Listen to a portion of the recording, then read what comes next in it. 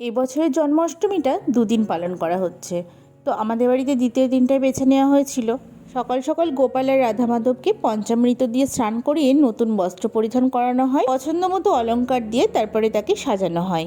জন্মাষ্টমীতে অন্যান্য বছর প্রথম দিন আমাদের বাড়িতে লুচি, তালের বড়া, সুজি, ক্ষীরছানা এইসব দেওয়া হয়। পরের দিন সকালে দেওয়া হয় অন্নভোগ।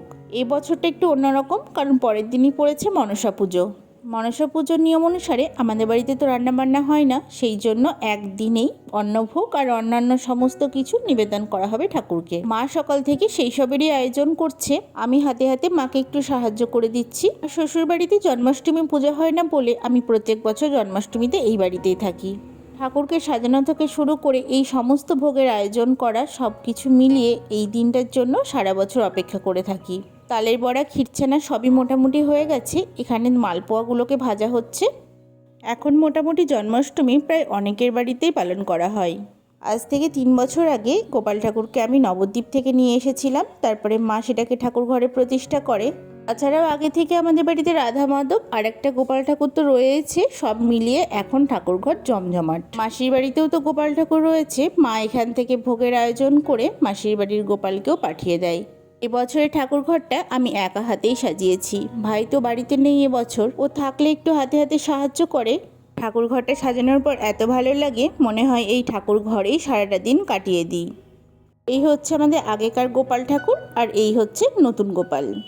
পাশে রয়েছে রাধা মাধব। সাজানো গোছানো সব কিছু হয়ে গেছে, আর এদিকে 5 তরকারিটা রান্না হচ্ছে। এটা হয়ে গেলেই ভোগ রান্না সম্পন্ন। কালকে শ্রিয়ানে হঠাৎই জ্বর এসেছিল, তো ও সেভাবে সাজতে রাজি হচ্ছে না। কোনো মতে পাঞ্জাবিটা পরিয়েছি। মায়ের দিকে ভোগ সমস্ত কিছু সাজিয়ে রেখেছে, তারপরে সব কিছু রেডি করে পুজোর জন্য অপেক্ষা করছিল।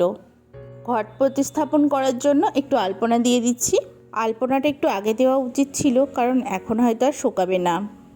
পুজোর সমস্ত কাজের মধ্যে আমার ভালো লাগে ফল কাটতে, সেই জন্য ফলটা আমিই কাটছি। যখন ছোট ছিলাম মা সারাদিন ধরে জন্মাষ্টমীর ভোগের আয়োজন করতো, আর আমি সারাদিন লাগিয়ে দিতাম ওই আলপনা দেওয়ার কাজে। এখন তো সব মালাই কিনতে পাওয়া যায়, আর আগে নিজে হাতে মালা গাঁথতাম ঠাকুরের জন্য। এবছর না একটা কাণ্ড হয়েছে। বাড়িতে যে কাকু ফুলের মালা দিতে আসে, সকালে দিতে আসার কথা ছিল, কিন্তু উনি ভুলে গেছেন। ভাই যেহেতু বাড়িতে নেই, তাই এই ছোট ছোট কাজগুলো করার জন্য আর কাউকে পাচ্ছি না। মনটা খুব খারাপ করছে, কারণ ওই একটু জুঁই ফুলের মালা পরালে গোপাল ঠাকুরকে আরও পরিপূর্ণ লাগে। ঘড়িতে এখন 9টা মতো বাজে, পুজোরও সময় হয়ে গেছে, আর আমার এখানে ফল কাটাও মোটামুটি কমপ্লিট। অন্যান্য বছর শ্রীহানকে আমি গোপাল ঠাকুরের মতো একটু সাজিয়ে দিই, তো এবছর একটু বড় হয়ে গেছে, লজ্জা লজ্জা করছে। আর আমিও জোর করলাম না, কারণ শরীরটা খারাপ।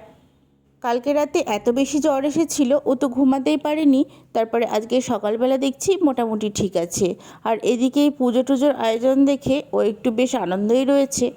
মা যতক্ষণ ভোগ ভেজেছে ওখানে প্রচণ্ড গরম, আর তার মধ্যে ও সমানে মায়ের কাছে দাঁড়িয়ে রয়েছে। পুজোর কাজ মোটামুটি সম্পন্ন, আর এখানে প্রসাদগুলোকে এক একটা প্লেটে সাজিয়ে নেওয়া হয়েছে, পাশেই ওই জেঠুদের বাড়িতে দেবো বলে। কেমন লাগলো আজকে আমাদের এই জন্মাষ্টমীর আয়োজন?